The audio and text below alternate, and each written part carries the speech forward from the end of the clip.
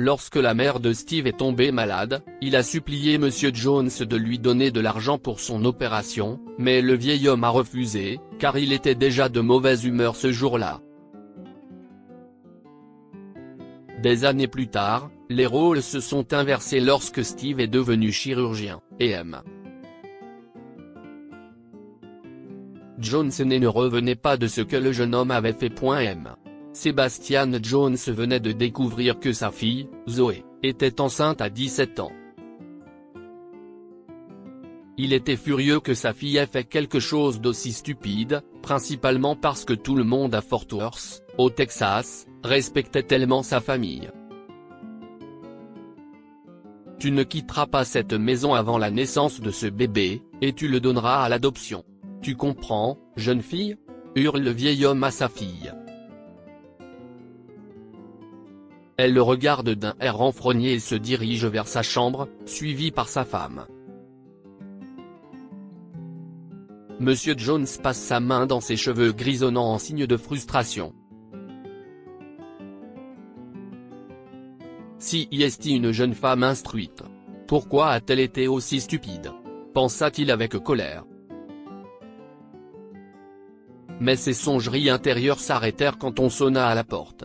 Il espérait que ce ne soit pas le père du bébé, sinon M. Jones aurait pu faire quelque chose de radical. Oh, bonjour, Steve. Qu'est-ce ce que tu fais ici ? Déclara M. Jones au camarade de classe de Zoé, qui se tenait juste devant la porte.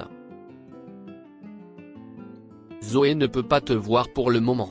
Elle est occupée. Bonjour, M. Jones, a commencé Steve. J'espérais pouvoir vous parler, monsieur. Ça ne prendra qu'une seconde. Je n'ai pas beaucoup de temps aujourd'hui, dit monsieur Jones. Il n'était pas d'humeur à recevoir qui que ce soit après ce que sa fille avait révélé. Je serai rapide, monsieur. Ma mère est à l'hôpital en ce moment. Les médecins ont dit qu'elle a un problème cardiaque et qu'elle doit être opérée immédiatement. Mais ma famille n'est pas riche du tout. J'espérais, a expliqué Steve avant que M. Jones ne l'interrompe. Vous êtes venu ici pour demander de l'argent ? A demandé l'homme plus âgé, presque en colère. Monsieur Jones était habituellement généreux, car il a été élevé dans une extrême richesse et sa mère lui a appris à donner en retour. Mais aujourd'hui n'était pas un bon jour pour lui demander quoi que ce soit. Oui, monsieur. J'espérais. Sortez de chez moi et ne revenez plus jamais, a crié M. De Jones à Steve. L'adolescent a essayé de plaider sa cause, mais l'homme plus âgé l'a menacé d'appeler les flics, alors il est parti. Quelques jours plus tard, la mère de Steve est morte. La famille n'a pas pu réunir les fonds nécessaires pour la sauver, et les formalités administratives pour obtenir l'aide du gouvernement ont pris plus de temps qu'ils ne l'avaient imaginé. Dès lors, le jeune homme s'est juré de devenir le meilleur médecin du pays. Il ne refuserait pas les soins médicaux urgents aux patients non assurés et à faible revenu, quoi qu'on en dise. Au fil des ans, Steve s'est mis à en vouloir au système de santé américain, qui a laissé mourir sa mère. Il voulait faire pression sur les politiciens pour changer les choses pour tout le monde, mais il devait d'abord devenir un grand médecin. Curieusement, il n'a jamais reproché à M. Jones de lui avoir refusé l'argent. Malgré le traitement sévère du vieil homme, ce n'était pas du tout sa faute. Mais M. Jones ne le savait pas. Au fil des ans, il s'est senti coupable de ses actions de cette terrible nuit. Steve était un bon garçon, et sa mère ne méritait pas de mourir à cause du manque d'argent. Hélas, Il ne pouvait pas changer le passé et devait vivre avec des regrets pour toujours. De plus, Zoé ne lui parlait presque plus. Il l'a forcée à abandonner son bébé et depuis, elle ne veut plus rien avoir à faire avec son père, bien qu'il se soit excusé des années plus tard pour cette décision. Monsieur de Jones a été surpris quand elle l'a appelé à l'âge de 30 ans. Elle était fiancée à un homme respectable et était à nouveau enceinte. Je suis fatigué de ce combat. Vous vous êtes déjà suffisamment excusé. Je veux récupérer mon père.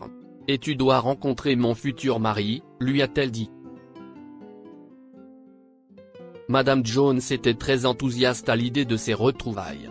Elle avait gardé une bonne relation avec sa fille, même si l'adoption l'a beaucoup affectée.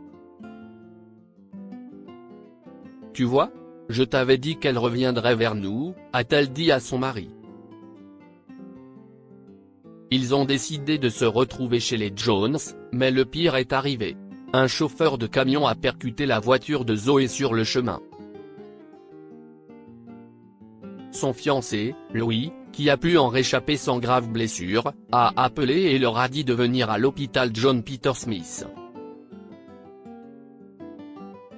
Louis, où est ma fille ? A demandé désespérément Monsieur Jones quand ils sont arrivés à l'hôpital. Madame Jones était juste à côté de lui, déjà en larmes. Les médecins sont à l'intérieur avec elle. Mais personne n'est encore sorti pour expliquer quoi que ce soit. Je ne sais pas, s'est écrié Louis. Ne t'inquiète pas, mon fils. Ça va s'arranger. Ma fille est une battante. A réconforté M. Jones. Sa femme a pris Louis dans ses bras alors qu'ils essayaient tous de trouver du réconfort les uns auprès des autres. Je conduisais si prudemment. Zoé était si impatiente de vous revoir. Elle est si gentille, si indulgente, et si joyeuse. Qu'est-ce ce que je vais faire sans elle ? Sanglote Louis. Monsieur de Jones le comprenait parfaitement. Il ne pouvait pas croire que sa seule chance de se rattraper pour ce qu'il a fait allait partir en fumée. À ce moment-là, un médecin sort de la salle. Monsieur Jones se lève les yeux, et il s'illumine. « Steve ? Si est-ce toi ?»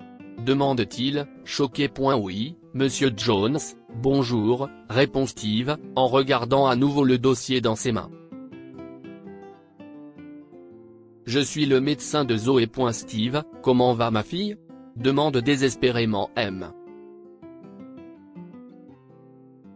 Jones. Je ne vais pas mentir. Nous avons dû la réanimer plusieurs fois.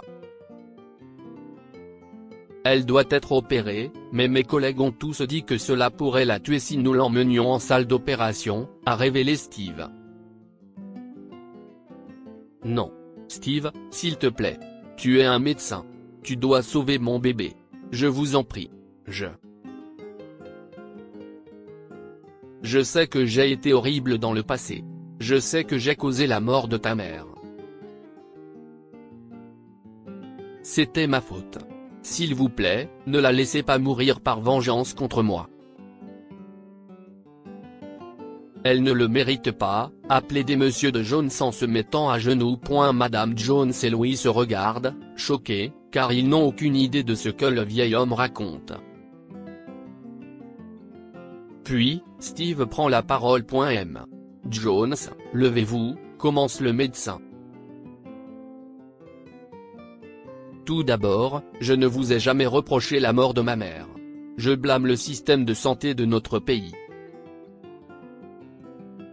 Deuxièmement, je suis un médecin. J'étais le premier de ma classe, et je suis en passe de devenir le meilleur que cette ville ait jamais vu à mon âge. À la fin de mes études, j'ai promis de sauver des vies, et si est ce que je vais faire. Merci. Merci. Merci. Monsieur de Jones a pleuré et s'est levé.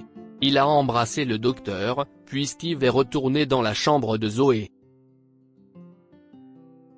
Puis, ils l'ont emmené pour se faire opérer. Il s'en est fallu de peu, mais Steve l'a sauvé. Malheureusement, il n'a pas pu sauver le bébé. Zoé, mon bébé. Je ne me pardonnerai jamais pour ça. Je t'ai privé d'un enfant il y a des années, et maintenant, cela s'est reproduit. Je suis tellement désolé, chérie, s'est excusé Monsieur Jones auprès de sa fille. Mais elle était bien plus indulgente que la plupart des gens. Non, papa. Tu n'as pas causé ça. C'était un accident. J'ai décidé de te pardonner parce que tu avais raison à l'époque. Je n'aurais pas eu la vie que j'ai maintenant si j'étais devenue une mère adolescente. Maman et toi avez donné le bébé à une merveilleuse famille. Je suis sûr qu'elle va bien, lui a assuré Zoé. Maintenant, Louis et moi devons faire le deuil de ce bébé, mais nous aurons bientôt une famille. Monsieur de Jones a remercié Dieu et le personnel de l'hôpital pour tout ce qu'il avait fait. Mais il veut faire plus. Steve, ou devrais-je dire Dr Atkinson. Le vieil homme rit maladroitement. Que puis-je faire pour vous? L'hôpital a-t-il besoin de quelque chose? Avez-vous besoin de quelque chose? Steve n'avait besoin de rien pour lui-même, et cet hôpital était bien financé. Mais il y avait quelque chose qu'il voulait. En fait, vous pouvez m'aider, monsieur. Bien sûr, vous pouvez dire non. Je n'aille pas soigner votre fille pour obtenir quelque chose en retour, hésite le médecin. S'il vous plaît, dites-le moi. Je ferai tout pour vous remercier, a insisté M. Jones. J'aimerais avoir votre soutien. Vous êtes un homme respecté dans notre ville, et vous avez aussi de l'influence. Je veux apporter des changements dans le système de santé de notre pays afin que personne d'autre n'ait à souffrir comme ma mère. Qu'en pensez-vous? A demandé Steve. Je sais exactement où nous pouvons commencer. Laisse-moi passer quelques coups de fil, a répondu Monsieur Jones. Ils se sont associés pour changer plusieurs lois dans leur ville. Toute amélioration majeure prendrait du temps, mais quelqu'un devait jeter la première pierre. Que pouvons-nous apprendre de cette histoire? Vous pouvez apprendre et expier vos erreurs. Monsieur de Jones a eu la chance de se réconcilier avec sa fille et d'aider Steve, même s'il regrettait de ne pas l'avoir aidé il y a des années. L'argent ne devrait pas empêcher qui que ce soit d'obtenir des traitements qui sauvent des vies. Personne ne devrait mourir parce qu'il ne peut pas payer les soins médicaux. Il est temps de changer le système. Partagez cette histoire avec vos amis. Elle pourrait illuminer leur journée et les inspirer. Si vous avez aimé cette histoire, vous aimerez peut-être celle d'un petit garçon qui a sauvé la vie de son père et dit que les anges l'ont aidé. Cette histoire est inspirée par l'histoire d'un de nos lecteurs et écrite par un rédacteur professionnel. Toute ressemblance avec de véritables noms ou lieux est une pure coïncidence. Toutes les images sont utilisées uniquement à des fins d'illustration. Partagez votre histoire avec nous. Elle changera peut-être la vie de quelqu'un. Si vous souhaitez partager votre histoire, envoyez-nous un mail à info@amomama.com. Abonnez-vous à Amomama sur Google News.